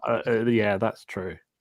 I think the thing is, though, that is there any period or any kind of period or type of game that you've just, that's it, I'm not doing that ever again? I mean, for you, big games, Steve, but I mean, you ever said, I'm not gonna, a period that you used to game a lot of that now you have zero interest in? 40k. Right. I mean, we played up until we dabbled in third for a couple of months, didn't really go anywhere, but second edition and Rogue Trader, we were heavily into that. And we loved it, and it was a big part of sort of my salad days, as it were. Play into wargaming, and I did love that. In fact, I've got a video planned. It's called scratching the sci-fi itch, because I don't, apart from Space Weirdos, I haven't really played a lot of sci-fi. Yeah, I know. Drink. I haven't really played it, and I love sci-fi gaming. I absolutely love it. I just don't do much of it anymore because my mate doesn't really. The guy, my mate Ian, I game with, he's not really into sci-fi gaming anymore. So unless I do like the odd game of Space Weirdos with him, or like Core Space. That's a solo game. I do enjoy playing that. But that's one thing but I think that's because I have got absolutely no concept of how 40k works these days. Yeah, I mean, I really want to play the Horus Heresy, the Warhammer 30,000. But I want to do the narrative stuff. I want to do the Zone Mortalis small scale. That's what I've been building my little forces for, ignoring list restrictions because I don't care, which will really, really upset ardent Warhammer players. I'm oh sure. God, yeah, you'll be on a list. Yeah, well, I won't be because I won't fucking make one. So I really like the Warhammer setting, the 30k setting. Some of the books are naff. I like some of the characters. I really like. I think the Caiaphas Cain books are amazing books. I think they're hilarious. I think they're really well written. The Horus Heresy is kind of hit and miss. Some of them are really good. Some of them are really bad.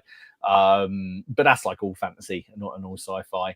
When you've got that many books, I mean, I wonder how many titles are actually in the Black Library. Well, there's got to be a that is vast. It is amount of work. So. I would quite like to play that game. I'm trying to think. I mean, World War II. I've gone off World War II. Something chronic. I really have. I mean, as a gaming system, I realise. I just. Quite a few people did during 1939 and 44. Yeah, I'm pretty sure a lot of people are off the war. Yeah. No, I don't. To me. I don't know. I don't know if I just it was bolt action and Flames of War. Actually, it was Flames of War before bolt action. Flames of War was the first thing I did, and I went really heavy into my research for what I wanted to do and the Panzer Grenadier stuff that I was doing. I got loads of books on German infantry and German, and I don't know if I just hit it too hard but I just don't. I don't know. The idea of I look at, like, for example, the Arnhem Heroes thing. I should really, it's Paul Hicks sculpts and it really cool. But I just have I have no interest in doing it. I won't be able to. I don't think I'll do the models justice. I think they're amazing sculpts, but I just don't think I don't have it in me to paint them. I think I'll be bored, and therefore I don't think I'll be able to do them justice. Which is really weird because I have no problem sitting there painting Great Northern War uniforms and Napoleonic uniforms over and over and over and over. I don't know what it is about World War II. Hopefully I'll come back round to it in a few years. Like painting those tanks, like you guys love painting tanks. Painting those tanks was excruciating. It was excruciating. Over, I'm going to say, the past 2 years. I mean, I've painted quite a lot of World War II. I struggle painting a lot of World War II now because I need something different. So I've got some British infantry to paint, and the thought of sitting down and painting 10 identical miniatures in the same uniform and the same equipment is completely putting me off. So I've still got an interest in the period and the gaming. I love the gaming side of it, but the hobby side of it, I do need that break. I like to be working on a few different things at once, and that's why it took me the best part of 3 weeks to paint 4 Germans, because I don't know. I just struggled. I really, really struggled with them being the same color uniform. And I never used to be. I never. I know. Well, it's weird because I was talking to my mate about those Ura that I was painting. I said I'm trying to paint them as looking a bit civilian, and he was like, "My God, I can't do that. I need uniform." So he needs that set. Paint this that color and paint this that color. And I don't know. But it's only been recently. I mean, sort of 5-6 years ago, I could quite happily sit down and paint an infantry section in a couple of nights. But I've just that has definitely been a big change for me, and that puts me off. So do you find that same uniformity issue with things like ACW? Because they're all one style of uniform, aren't they? With epic, well, the only ACW I paint epic scale, and that's very much just a painting process rather than painting individual. I don't class them as individual figures. I've always classed them as gaming pieces, and it's different. I mean, with the sort of the Confederates, I mean, they're all the same color, aren't they, Dom? They're all the same color. They are. They're all blue. They're all blue. They're all blue. So, I mean, from 3 feet away, that's fine. But if I was to sit down and try and paint a sort of 24-man regiment I would really struggle with that. I just think I'd get bored, I'd get distracted, and I'd end up painting something for space weirdos probably. God, Drake. It's weird when so when I'm in proper full flow painting and really want to get on and and I'm almost in I just want to get figures done. That sort of Second World War ACW kind of figure, I find actually deeply satisfying to paint because they are simple to do and quick to do. It's like when I was spending, I haven't done any Second World War for ages, but figure painting. But when I was painting them in amongst Napoleonics, for instance, it was just like, oh my God, this is so easy because I've been spending, a reasonable amount of time on the Napoleonics, and then boom, boom, boom, a few colours, and German were done, or whatever it was for Second World War. But I think again, my problem, I've said this before, and here is I'm struggling for motivation with Second World War because of the rule sets. Sorry, upset everybody here, but I don't particularly like Chain of Command. And O Group I like, but it's just so involved as a game. For a club night, it's really hard, and nobody will play bolt action with me, which I do like. So I'm kind of almost looking for something else to play, but there isn't really anything that's grabbing me particularly. You got Flames of War. Yeah, I could play Flames of War. Listen, I didn't knock Flames of War. It's you that knocked it. I just said it's like... It wasn't me that knocked it. I just said it's like Melchick sweeping the table. I've never played it, so I can't comment on it genuinely. So, but it doesn't look like the sort of thing I'd like particularly. Let's put it that way. But no, it's... I don't think there's anything. I mean, funny enough, you say about sci-fi, and we used to play a few. Do you remember Full Thrust rules? No. Space combat rules? No. God, dear. I'm sure some people in the chat will remember Full Thrust. It sounds like an album from the 80s. Quite dodgy, doesn't it? But it sounds like something you'd see at late night on the movies.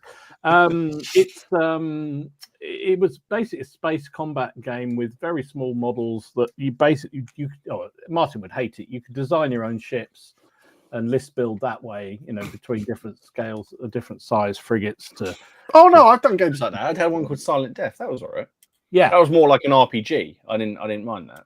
Oh, this is a proper art battle. It was a cracking game. Really enjoyed it, and that I kind of miss playing that kind of stuff. I haven't played space stuff for ages.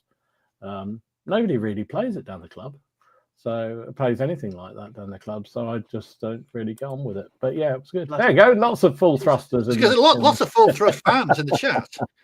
It's a really good system. I've still got the ships around here somewhere. Did it come Did it come in a discreet brown envelope? Could do. It was quite clever. It was a really clever system, from what I remember. You sort of built your ships, and you had shields and armor, and then different weapon systems. And it was a bit of a rock paper scissors type system. Certain weapons were better against certain defenses and that sort of thing. And it was very clever. Yeah, thank you, Robin. Right, have we got any news? We've got news, haven't we? Yeah. News? Right. Yeah, a little bit. Yeah. So what I'll do, we'll have a bit of news, and then we'll check out some of the starred comments from the chat tonight. So here we go.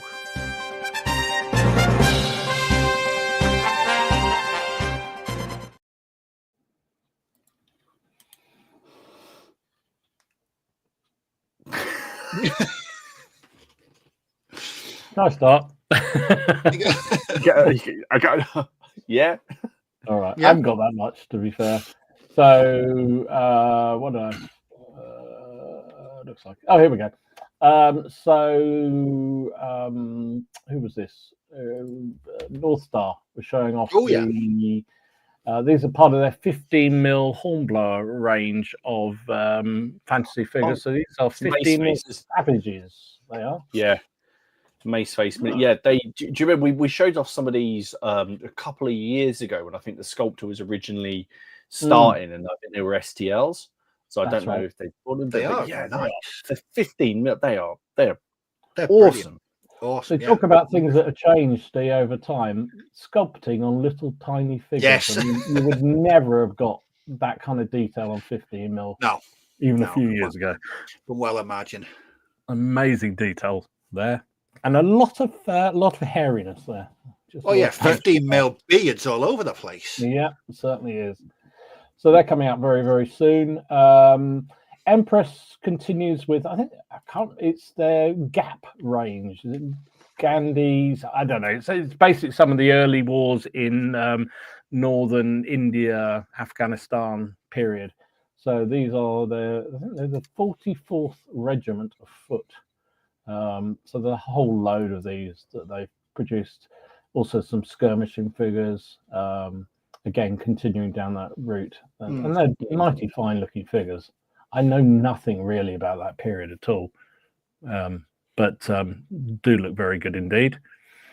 And then Warbases showing off some more of their pre-painted, pre-printed stuff. So these are various sheds they're doing for Engage. I know they've got so much of this sort of stuff coming through at the moment. That's again one of the exciting things that's changing, I think, at the moment is pre-printed and painted MDF stuff. It seems to be proliferating again, which is great news for those of us just hate painting it. So that's coming out very, very soon. And this was a real oddity. I put it in the Facebook because I was really surprised to see this one. Dwarves from Gringo 20. I mean, I wasn't expecting that. Yeah, little tiny, a range of 7 individual dwarves, armored dwarves that they're going to start selling. So why not? Why not? They'd be spot on for RPGs, wouldn't they? Yeah, really cool, really nice little figures. Or even sword weirdos. Yeah. Or just use them as tunnel rats in Narn. There you They're kind of like that. Yeah, there you go. Cool. Okay. So what did I see? I thought it was interesting. So I've got quite a few of these buildings already, but Tabletop Workshop are apparently back in business and they're going to be releasing new stuff soon. So up until the 31st of March, they're 20% off on all their stuff at the minute. So all those that little chapel, the townhouse, quite the buildings that you saw in my battle reports quite a long time. I've now supplemented with other stuff. They're all from Tabletop Workshop, and they make the castle that I use. So it might be worth going on there if you want to pick up a castle. It's 20% off. Very nice. That'd be worth having a look at that. A couple more releases from Great Escape Games for Dead Man's Hand. You can get Pat Garrett, and I can't remember who the other one is at the moment, but I'm assuming that Pat Garrett doesn't need any introduction. So these are metal, and this one is English Bob from Unforgiven. Sorry, this is not English Bob from Unforgiven. No. And then that one is from that TV series called The English. Yeah, and I've forgotten his name as well. Rafe. No, that's the actor. But anyway, they've done me some. It's just some new characters to use in Dead Man's Hand, which very nice. I've still got Butch and Sundance to paint up. Do you know what? I was looking around thinking I want to paint after I've done this artillery. I will do so, and I'll do Butch and Sundance. I remember getting angry with Ken when he didn't know what they were from. So those now we've looked at before at some crooked dice miniatures. They do 7TV, don't they? Yeah. They have these quite nice packs. So bearing in mind that there's a lot of these kind of things coming out in a minute. Look at those. Look at that. I thought that was ace. I love that. That's just proper weirdness. Love it. The guy with a pitchfork looks like Wilfred Bramble. He does. You're right. That's cool. Well, all right. Well, look at these ones. Then he's a Highlands henchman. Very cool. I mean, yeah, you know, you use in RPGs, but you could also have you could use these in ruckus or any kind of skirmish game, or just on some bases, Dom, on some command bases. What about this one? I'm getting a Monty Python vibe coming through. Yeah. Now, do you remember the fantasy film? I think it was from '82, Beastmaster. It had Mark Singer in it, and he had God, yeah. It was like he's like basically a bit of a not as good Conan, and he could talk to animals, and he still ran around in his pants like Conan did. And, he had like a boomerang blade. He come back. Rip Torn was in it, and he had these ferrets. Do you remember? He had like ferrets that he could send, and then these cool like bad guys that kind of had like deer skulls for heads, and then they wrapped you in wings like a flying squirrel, and then they sucked all your juices out. Yeah, a big pile of goo. Yeah. Look, they've also done them. Oh.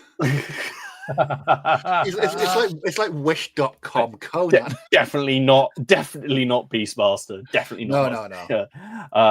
Yeah. They also did make that into a TV series, I think. I've not seen it. See, I've got really good memories of that film from when I was about like 10 years old. I've not seen it. A bit like when I. Yeah. I'm gonna have to watch it this weekend. I feel it's going to be like when I that's it. Yeah, Kado and Pado. Yes, Andrew. Kado and Pado. Those are the names of the ferrets. When it doesn't spoiler alert, one of them dies, and there's this actually really extended shot. See, one of them bites the someone's going to spoil it. One of them bites the bad guy on the back of the neck, and he falls into like a fire pit. And the other little ferret is there.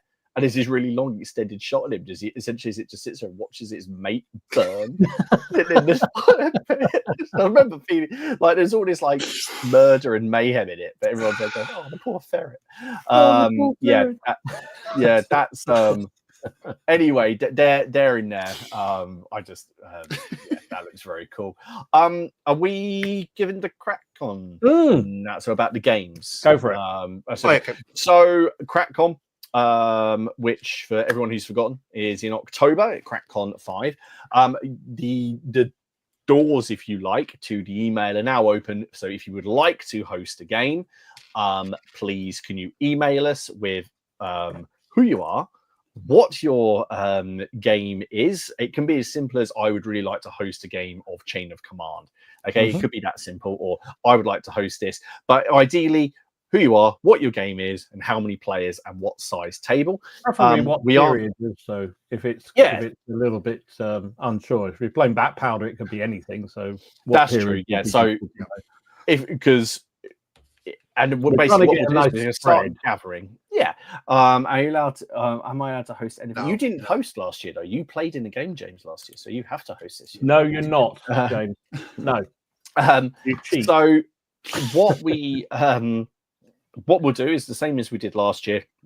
We'll gather all of the suggestions and offers up, and we'll go through, and some we say yes, and then what we might do is last year there was a couple of games we said, look, we've two people have suggested putting on this, why don't, if we put you together, could you put on a larger game together? And then we go from there. So if you don't hear from, you send something and you don't hear from us straight away, that's just because we're sort of gathering up ideas, and we'll leave that open for quite a while. The full name announcement and a bunch of other announcements will be coming as well. And yes, it is at Boards and Swords. We obviously have those little tables at the back, so demo games are always welcome. Little games on 2x2s, 3x3s, 4x4s, whatever, little games that people can come and try out. If there's a system that you'd really like to try, or if you have a game and you are a game designer, a rulebook writer, and you want to show off your game, then come along. Obviously, we had Mike Peters last year who showed off Ruckus, which went down the storm. We had we had Gangs of Rome being shown the year before that. So we're always Soldiers up Napoleon kind of thing. Soldiers Napoleon we've had. And there will be I imagine, a couple of large games as well. Apparently, Beastmaster is all on YouTube. So if you haven't seen Beastmaster, I'm going to post a link to it in the Facebook group. So please get those over to us. You can email us at I would have done, but you killed the ferrets. gmail.com. Well, don't worry, there's 2 sequels. I think there's one where they come to our world in it, because they always do that when they run out of ideas. They did obviously in Star Trek 4. Is it the one with the whales? Oh, where they have to come back. Oh God, yes. And the only takeaway from that entire film is Chekhov sailing nuclear vessels. That's it. That was the only takeaway from that film. And then William Shatner kidnapping a woman in the park and putting her inside a Klingon ship. That's the only thing I remember about the film. Anyway, games. If you want to play a game, gmail.com or message us on Facebook. There we go. Yeah. Sorry, got distracted. Brilliant. Right. Quite a few starred comments from people in the chat. I particularly like this one from Andrew. Speaking of which, I finally bought and have been into Space Weirdos. Great. You have taken a righteous path, Andrew. A very righteous path on the way of the weirdo. Can I just put this up for Dom? The surviving ferret had babies to help dry the tears brought on by the daddy ferret's death. I vaguely do remember that. There you go. I'm going to have to go watch YouTube now, aren't I, to watch it? I don't remember. This is going to traumatize so many people. We're going to need a kind of support group after this. I've seen some ferrets die. Are we going to have to have a disclaimer at the beginning of the stream saying no ferrets were harmed? Yeah, no ferrets were harmed. You were offended by ferrets then. More from Andy. So 25 mil is now 28 mil. I imagine that's happened to quite a few people. That's very true. Yeah. Well, 15 is now 18, isn't it? So, or 13.5. 18 is now 20, and 28 is now 32. Scale creep is a thing. Yes, for sure. One from Mark. Definitely now into 28 mil wargaming, but in a week more skirmish wargaming the weekend. I still like big games. I like big games. Yeah. Spending more time on the look of the table than I ever used to. What's important to me now is the figures. Definitely true for me, that one. Yeah, good call. Good shout. Mind you, I think partly it's having the room and the time helps with that. When you just, that makes a big difference. But definitely for me, well, we talk about it a lot, don't we, Martin? The sort of aesthetics of the game makes so much. It is almost as important as the actual game now for me. Yes. Yeah, absolutely. So from Paul, the biggest thing from him was the move from 15 to 28. My God, I think I'm going in the opposite direction. I'm going from 28 down to 15 and 10. I think changing scale like that, though, it's a big commitment, isn't it? If you've gamed for many, many years at the sort of one scale, it is, because everything you've got, all the terrain, all the tables, literally everything needs to. Well, not literally everything, but most things have to change, don't they? And it's quite tricky. I can't say I've changed that particularly. I still do probably even amounts of 15 and 28, but don't I remember 20 as I used to. How about that? I 28 mil for years, and I bought some. It would have been 2000 and. Oh, crikey, it was the year I moved here. So it would have been 2011. Me and my mate were building Peter Pig English Civil War armies. I think that was the first time in many years I painted small scale, because like I say, Flames of War was 2004. So yeah, it was quite a long time. But there's definitely been a resurgence in my small. So they're not like modern 15s. No, they're quite. I remember the English Civil War ones but we were really quite chunky as well. They were nice miniatures, but there was definitely a bit of chunk to them. They're nice. Yeah. Alex is adding more friction. Yes, I'm trying to do that on some of my games. That sounded weird. I didn't see the comment. In what context? Maybe we shouldn't ask. Okay. No, we shouldn't combine friction with hot thrust. It just might get. I thought we were back to full thrust again. Yeah. Oh, full thrust! Hot thrust! My God. Hot cross is another thing entirely. That's a Freudian slip and a half, wasn't it? Don't go Googling for that, mate. No, don't. Oh, God. Andy, so no one wants to play WRG anymore, and so memorizing the casualty table at the age of 14 was a waste of time. Yeah, true. Tony, any Warhammer games, put everything on the table now. Narrative, smaller games are what gets on the table. Yeah, I think a lot of... Don mentioned that earlier.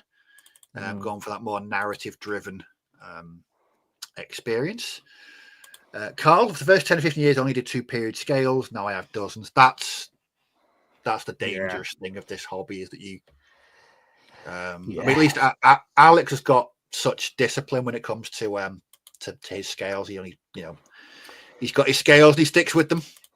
Isn't that a thing? I mean, I don't know whether it's just our community or the people we mix with or just us, but I seem to remember the, back in the day, a few years ago when I used to start gaming, was, like people were, I'm a Napoleonic gamer. That's what I do. I don't know anything else. That's it. Now, they may vary different armies within that period, but that's what they do. Same with the Second World War. That's all they did. It feels like everybody does, Napoleonic, Space Widows, whatever it may be. And there's a whole mixture of stuff now. There's that sort of thing of this just being, a fantasy game. Oh, God, no. It doesn't happen anymore. All I've got to do is look at the stash under here, and it's all periods, scales, you name it, weird stuff. Jonathan, painting miniatures changed massively since '84. When I first started painting my first minifig with Humbrol enamel paints, one coat of base layer, no shading or highlighting, no fig washes. Oh yeah, that's certainly changed. Mini agnostic, barely seem to have any time to play big games anymore. It's pretty much only Blood Bowl and Mordheim that I play week to week. I'm jealous that you get to play Blood Bowl week to week. I haven't played Blood Bowl for ages. None of my friends want to play it. And I never got into Mordheim either. That's one of my big regrets, is that we never played Mordheim at the club. I've never played it. I think there might be someone wanting to put more time on at CrackCon. So please. I'll be all over that. Dermot, gone from 28mm 3D metal to 10mm 2D plexiglass. So I'm assuming that's the... oh, my goodness. The old... Woe Fun. Woe Fun, yeah. Andy, casual games for me nowadays, particularly scenario-based games. Yeah, very much a continuing theme here. Has anybody gone the other way? They used to do casual gaming and now just do competition gaming. That would be interesting. Yeah, Red Sven, I used to be all about the gaming. Now it's much more the painting. Gone from being the right dozens of lists, optimizing the list, and just designing more on theme. Still more driven by the look. Yeah, absolutely. Yeah. What is one from Rich? I could afford to buy more models, paints, rules, etc. these days. Curse or blessing. That's something that's changed. Yes. Is the instant access to miniatures. I mean, years ago when I was younger, I had to either do Games Workshop mail order, or as a jump on the train, go to Liverpool, and go to the store on Lord Street.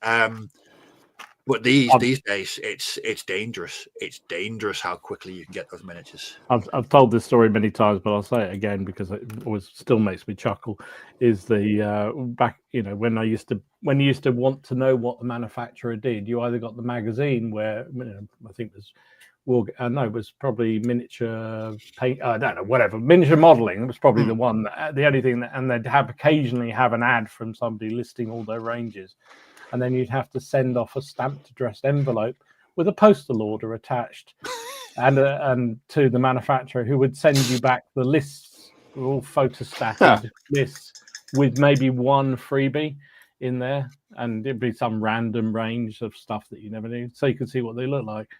And that was how it worked. And it was just like that was. Nowadays, it's like you can print them at home or just literally sitting here in the middle of a screen. Yeah, buying stuff up. 2 or 3 days. I remember buying a cassette through it with a postal order because I couldn't find the album anywhere, and I found it on I can't remember what the catalogue was. It was a piece of paper, but yeah, it was like a post load for 12 quid, sent it away, and my album turned up 4 weeks later. Do they still do postal orders? I don't know. This was I can't remember what year it was, but it was the album was Portrait of an American Family by Marilyn Manson. I couldn't find it in the shops anywhere. And so yeah, cassette sorted. James, biggest change to me has been finding people. Having grown up in a small town with 4 of the gamers, moving to Nottingham and the internet have opened up the gaming world for me. Absolutely, definitely agree with that. Yeah. Are you in Nottingham, James? That's interesting. I'm going to Nottingham later in the year for a gig, so I might have to see if people are around for a game. No. Red Steph, Wargaming in those days lent heavily towards simulation. Yeah, it did. Definitely did. God, those big chart games I mentioned earlier, that was definitely simulation. Like I say, simulation of beige. Don, when I started gaming, we needed degrees in calculus and astrophysics, and we liked it. You sad, lazy kids. Yeah. Well, we did like it because that's all we had, Don. That was the thing. That's how you kind of now you realise. Do you remember a few weeks ago I mentioned the second edition Dungeons and Dragons and talking about THACO and like the maths you had to do? Oh yeah. I got a message essentially saying in a nice jokey way that this person had basically expunged it from their memory and they couldn't sleep that night because they were like they sat there just trying to remember how it worked to the point where they went online and then they had to read about it and then sat there trying to work out how they did it again because it had been 40 years since they'd done it. I got a message. I can't remember who it was. If you're in the chat, that was that was very well done. I'd have just taken a whole bunch of Nurofen and tried to talk about repressed memories. It was the 90s and goatees and shopping at Gap was a thing. Oh, those halcyon days. Jonathan, memories of Empire Napoleonic rules are giving me PTSD. Yeah. Don, would you say the amount of miniatures available today compared to back in the day have changed the way war games and wargaming have evolved? Absolutely. Yeah, absolutely. Well, Martin was just saying earlier, and it's quite true. It's hard to find a period or a war or a genre of whatever description where there aren't figures available now of some sort. It's really, really hard. Or it's and it seems, with digital sculpting and the sort of relative low cost of entry for a lot of people to get involved in hobbying, it's only going to need even more. Yeah, because people can just go off and do it. So yeah, absolutely. And it's great because although I do think sometimes it sort of waters things down. When you only had 4 periods. Lots of players playing the same sort of thing meant there were a lot more people playing it, whereas now there's 400 things for people to do. So it's spread out across multiple things. But, feeds the addiction, doesn't it? Interesting suggestion from Steph. We should bring a selection of old rules to CrackCon. We should actually, Steph. That's a really good idea. That is a great idea. Preferably on the Friday night where we can all drink excessively to forget them as well. What, throw them in the fire in the that would be good. Yeah, ritual burning. No, some of them are probably worth a load of money. You're not going to do that. So big change for Andy. Yeah, change from enamels to acrylics. Absolutely. Yeah. That's a big change. Yeah, absolutely. Andrew, I think my only change from when Contrast, another one. Speed paints of various descriptions. I was going to say the sort of the progression in the actual paint technology as well. Yes, like I say with speed paints, contrast paints. The pigmentation levels in some of the paints and the sophistication of some of the paints and washes for that matter. And so I think I'd say, my first experience of washes was the old army painted dips, Oh god! Oh yeah. You dropped it in. Nowadays, you've got every kind of shade of shading, but it's just brilliant. Yeah, no, that's definitely been a massive change. Andrew, I think my only major change came when I back to the hobby a few years ago. I started solo gaming. I usually played video games single player, so solo war games turned out to be real fun.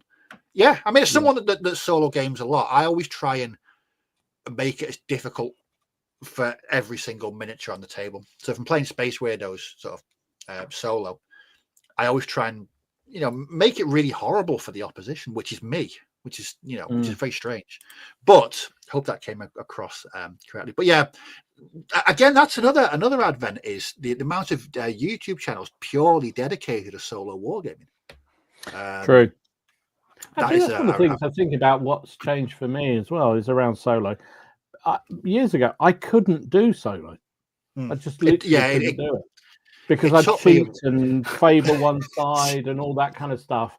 And it was, because I'd have a favourite unit or a favourite army or something, and I just couldn't play it evenly.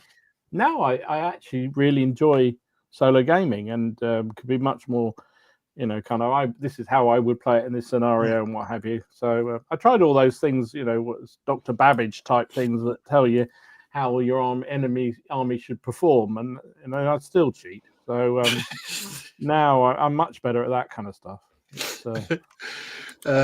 Trevor, after 25-year hides from the hobby, got into historical when looking at Perry's website, then saw your YouTube channels, never looked back, and since, except the amount I've spent, I blame PCP. It's a fair call.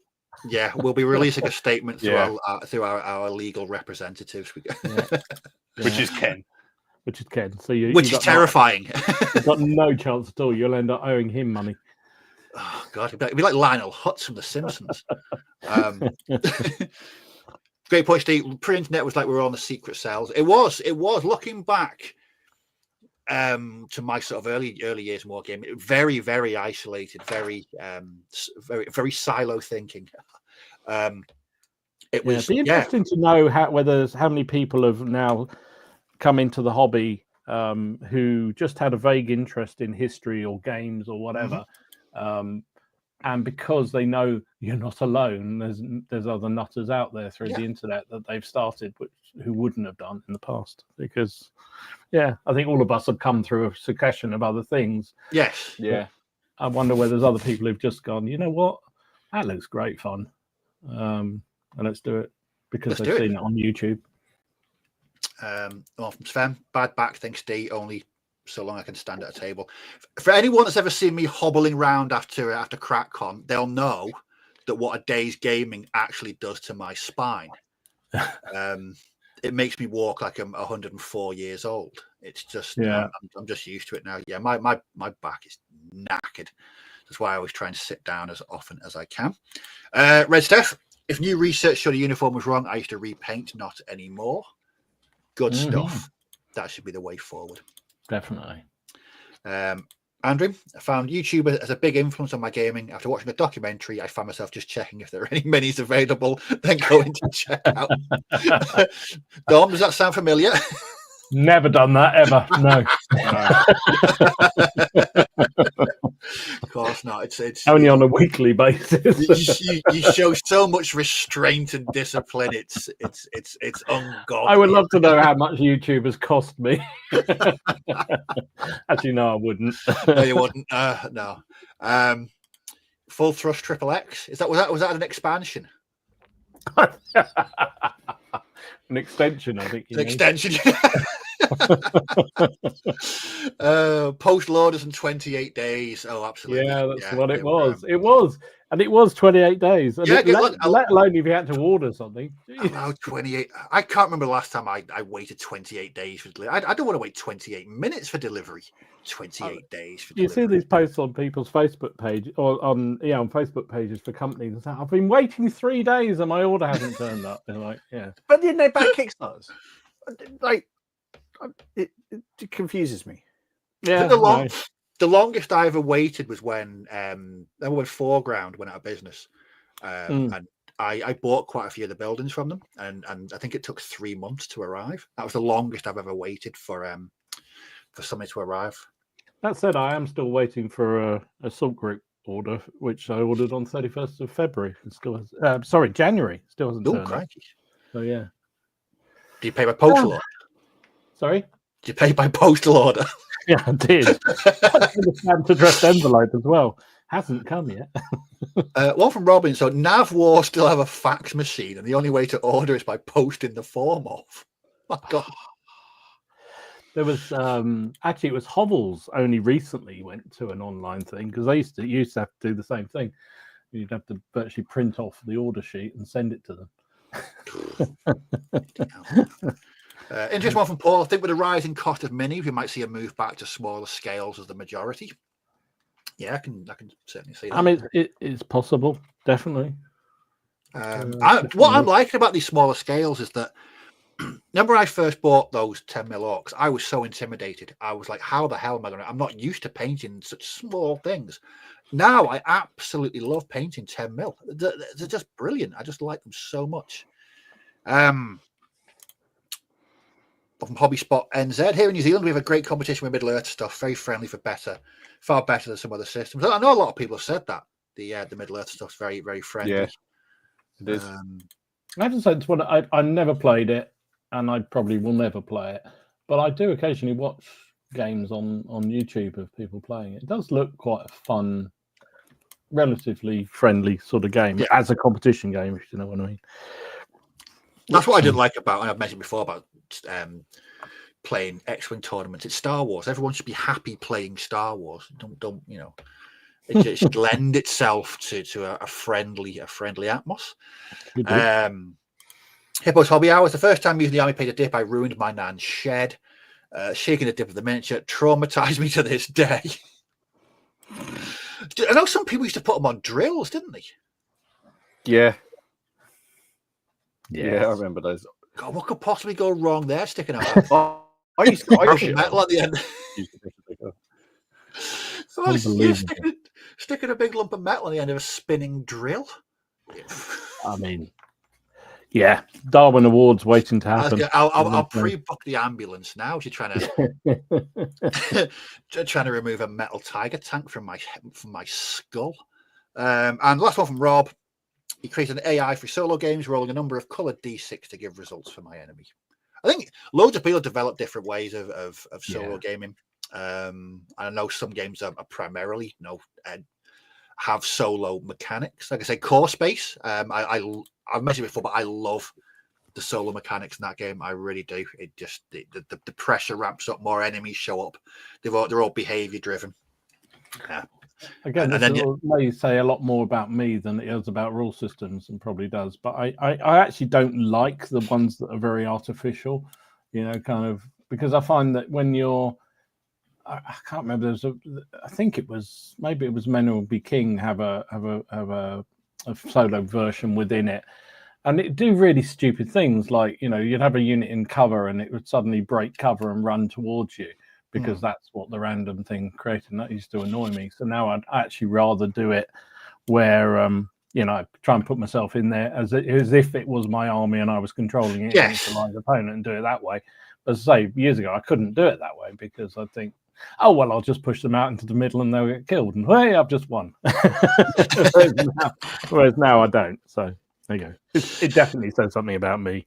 Like I say, I mean, some of the games I play, like the Dark Souls board game, it kicks my ass every time I play it. But that's all the enemies are behavior driven. So you look at where you are in comparison to them, then you look at their behavior card and how they attack. I know what they're going to do, but I still can't beat them because it's a very, very difficult game. I love it, but yeah, I always feel traumatized afterwards. Good to know, Paul. Thank you. I did see his machine gun. Mind you, I still get a little pet heave. So I guess that's the assault group talking about. I know his machine. I did see a Facebook post about that, but it's like, why can't you just email back? You can't have that many orders just to send an email to everyone who's ordered and say, sorry, machine's gone kaput. I'm working on it. Anyway, never mind. But thanks, Paul. Good to know. Yeah, cheers, Paul. Yeah, that was interesting. People, good stuff. The more things change, the more they stay the same, as they say. Apart from when it comes to enamel paints, clearly. And list for Martin. And list building. Yeah. I would like to say that a great deal of the chat were in agreement. You'd like to say it, but it isn't true. Yeah.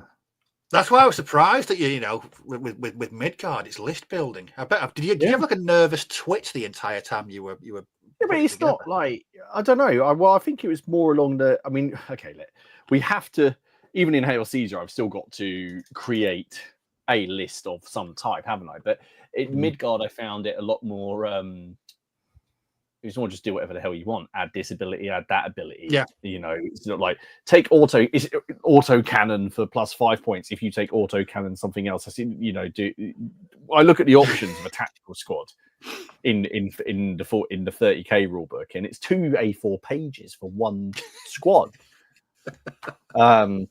Midgard was just like, do you want to make them brutal? No. Oh, okay, there we go. Then that's heavy infantry. There you go. that was I liked that. Well, I say I liked it. No, I found it easier because I find universal special rules like the ones in the Warlord games and what they've done in the old world now. You get universal special rules. It's like this unit. Okay, we've got some heavy infantry guys. All right, but we want to say that they're a little bit better. There's an elite rule. We can chuck them elite. It makes them a little bit better morale-wise. Some games don't have that. And things like where they have army-specific special rules and lots and lots and lots of them. That's when I start getting a bit sort of twitchy. No, I when my 10 mil undead turned up the other week, and I sat down with the Midgard book, and I'd read it's a 300-point thing. I mean, it took me about 15 minutes, and it didn't feel like list building. It was like you said. There's so many options. You can choose essentially what you want. It was quite narrative, like because you're kind of building these heroes and building sort of a narrative around it, and that was fine. And like Saga as well. Saga is just here's a point. You can either have 4 half guard, 4 warriors, or 12 levy. There you go. That's your list. Isn't really a big list, is it? When people say list building to me, I should probably clarify. I start thinking about people going into minutiae of detail about +1 point here to make this person a veteran, or I'll add a radio relay here, like that. I don't just mean saying 1 point for that unit and then you don't change anything in it, which is essentially what you do in Saga. Frag grenades for everybody, 5 points per model. Yeah. Oh god, it's taking me back to 2nd edition. Frag grenades, crack grenades. When you're building your assassin, power fist displays the field, vortex grenade every single time. Yeah. Hang on. And they would spend the game fighting the opposition assassin with a vortex grenade, a displays the field, and a power fist every single game. Right. Crikey, we're rapidly approaching 10 o'clock, so let's have a look at some of the viewers' photographs I've managed to grab from the Facebook page, Facebook group rather. StreamYard went a bit mad before, so I don't know if any are missing. They just disappear. It's very strange. Yeah, they do. It's very odd. It's very odd. Right, starts off with Alid. He's been working on his 15 mil British. Oh, excellent. Very nice. Alid does quite a bit of batch painting, doesn't he? I mean, he goes through big batches of batch painting. Yeah, he doesn't just do a unit. He does an army. No. Yeah. But I think that's for Chain of Command, I believe. Probably. Yeah, it looks like it. Don't know whether James is still in the chat, but here he is with some Wars of the Roses. Is it Wars of the Roses? I believe it is. That is, yeah. That's Somerset. Yeah, that's the Duke of Somerset. Really nice work on the. Very nice. The livery's fantastic. Really, really good stuff. Now, after I can't remember when it was a chat, either last week or the week before. Jonathan has posted a very, very, very, very sensible picture. Good. And it's 6 base turns. That's what everyone should strive to be doing, is basing the perfection. Yeah, I assume they're varnished as well, obviously. Oh, I don't know, are they? Oh, I'd hope so. Deduct a point of enthusiasm for varnishing. No, they're fantastic. They're really, really good. Nice. This is cool for Matt, like a bit of scenery and objective. A crushed plane. That's awesome. Nice. Really do like that. Mm-hmm. Nice. I like the knackered propellers as well. Yeah. Oh, really good. Well done. Next up from Mike of Ruckus fame. He's done Guy of Gisborne. Oh yes, this is his Robin Hood. Yes, the Outlaws one. Yeah, the Outlaws for that. Yeah, very, very cool. That is very, very nice. Sweet. I love this. Like I say, more scenery. This is from Noosphere Studio. If you've not checked out Noosphere Studio's post on the Facebook group, very much into Zona Alpha. And his scenery is fantastic. So much detail. But he posted this up, and I was like, this may be the best piece of scenery I've seen this year. Look at that. Oh my! Oh goodness. yeah, that was amazing. That is so cool. Holy Just really, really good. And those knackered, rusty cars as well. Just brilliant. Up next is Paul. This I don't think I have the words to adequately describe this. This is Saladin. Oh, I know what this is. Yeah, yeah. Oh, that's actually, I think, now my favorite model that he's done. That's the Recon. That's the Recon Designs one. And he's added that little snake in it. The snake, the detail on the snake. Just do you know what I loved about that? And he actually then started to describe what sort of snake it was. He'd even researched the appropriate snake type to be there. Like, geez, wow, lovely. Researching snakes. We're back at the full thrust again. So up next, Paul from Paul's Paint Shed, he's on a bit of a kick at the moment with Trench Crusade, and he's flying through them. And so I didn't know which one to grab, but so I grabbed this one because I really, really like it. Yes. Just check out the other stuff that Paul's posted up in the Facebook group. It's the metalwork. I know. The metal is extraordinary. It's fantastic. And he's just really captured that Trench Crusade vibe. Like we were discussing comments with things like that, with like Grimdark. It's very, very easily to add too much.